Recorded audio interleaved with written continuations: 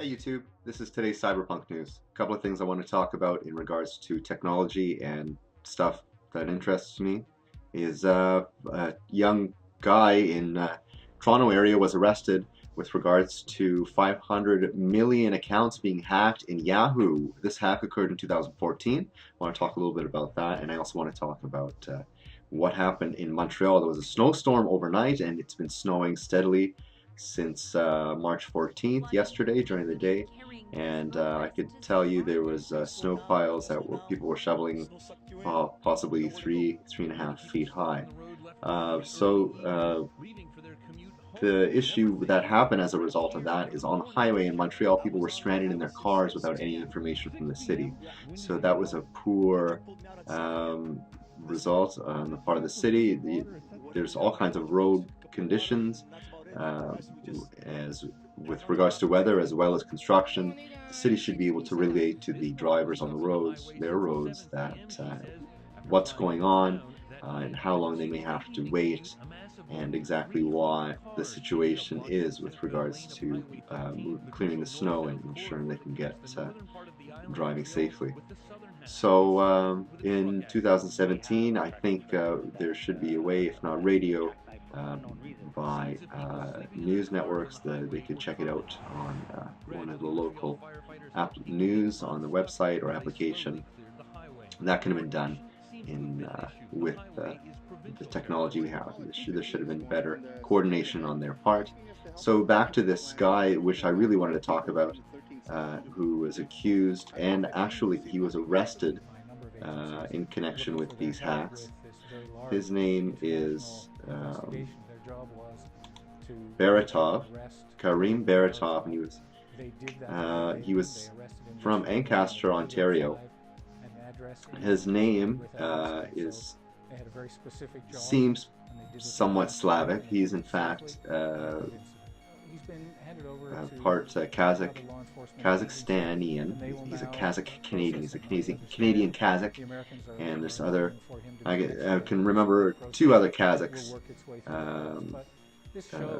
that come to mind, and neither of which pose any real threat in Canada or really abroad. Maybe a little bit of hilarity, but he was arrested yesterday in connection with this 500 million account hacks from being accused by the United States. I'm not exactly sure what department or what branch of the United States government has accused him, but they were able to get the Toronto police to arrest him from his home yesterday. Shortly after, he posted a picture on his Instagram of him hanging out with a couple of friends, it seems, and he was taken into custody and held overnight. This morning, Wednesday, he made appearance in Hamilton courtroom, possibly for a bail hearing, and then he was returned to custody. It's unsure exactly what his fate will be. Will he be extradited to the United States in order to be tried over there, or will he be tried in Canada? In any case, there hasn't been any information with regards to his connection to the hack on Yahoo, but there was accusation of two Russian intelligence officers and one American citizen who was said to have connections with Russia. In the Toronto Star website, it's simply said he is Russian. It's not elaborated exactly who this fourth man is, but he is in fact simply an American with an assumption of having some kind of connection with Russia. And with regards to the two Russian intelligence officers, why not 20? Why not the whole city was in on it? And so it seems that there's never a dull moment when it comes to the anti-Russian rhetoric and expansion on it. So the young fellow who was arrested in Canada, seems to be a pretty serious accusation, extraordinary accusation of hacking 500 million accounts. He does seem to have some kind of connection with websites selling services in hacking passwords or hacking into accounts for certain mail servers Russia RU and Gmail potentially were services that were provided by this website. And the alleged connection he had to this website is there was email addresses similar to one of his potential aliases that had registered for this website, and it was in Russian language. I'm not exactly sure if he spoke Russian, but the belief is that he has ties to Russian news websites under his name. That has left to be seen, but what is more important is that it should be pointed exactly how he is in connection with this hack on Yahoo. Another thing I'd like to bring up, not really in depth, this happened a little while ago, was the release by Wikileaks, they call the Vault 7, of the CIA's intelligence on cyber warfare, basically their arsenal, their plans, and further information that the CIA, or that was leaked from the CIA, that was eventually leaked through WikiLeaks to the public. Not fully though. He kept some information, for example, the tools that the CIA came up with in order to hack certain things like cell phones, home television, and other appliances, and which were presented to Google and Apple in order to create bug fixes and other security fixes, or so that rather in response to these new cyber warfare programs and methods and automated, I guess, viruses. So John McAfee made some remarks in the past little while on various news networks, and he had mentioned that no one's information is really kept secret. No, you can never contain information with when it comes to the internet. Once it's out there, the information is accessible by anyone with that intent. So this reflects on my experience. I remember at one time I found a CD or DVD full of PDFs and JPEGs available on eBay with regards to CIA documents. It just seemed to be something interesting and fun. It was something of an expanded Jolly Roger cookbook, but the source was from hacked CIA information. I believe I bought it for less than $5, and when I did get it, I was surprised at the content and the amount of information that was in there.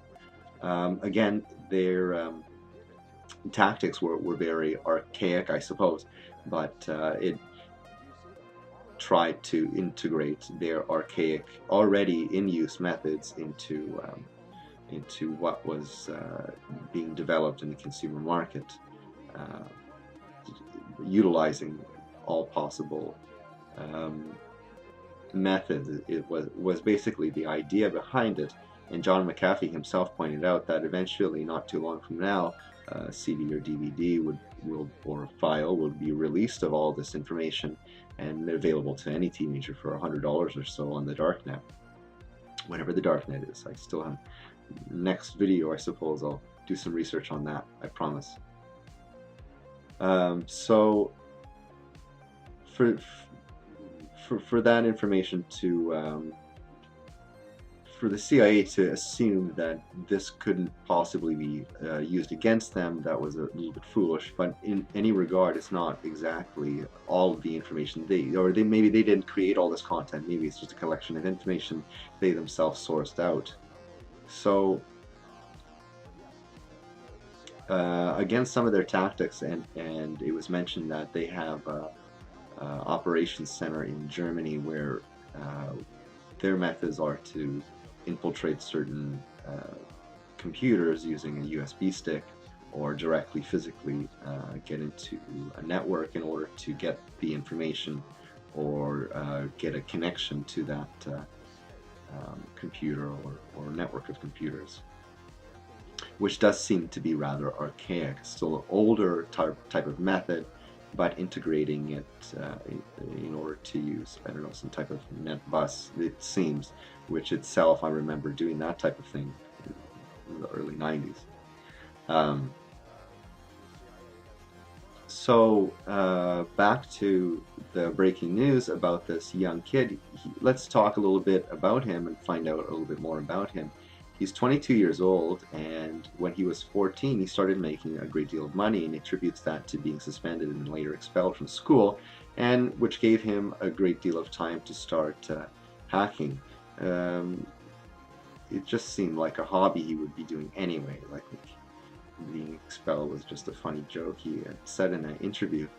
But he nonetheless made $1 million by the time he was the age of 15.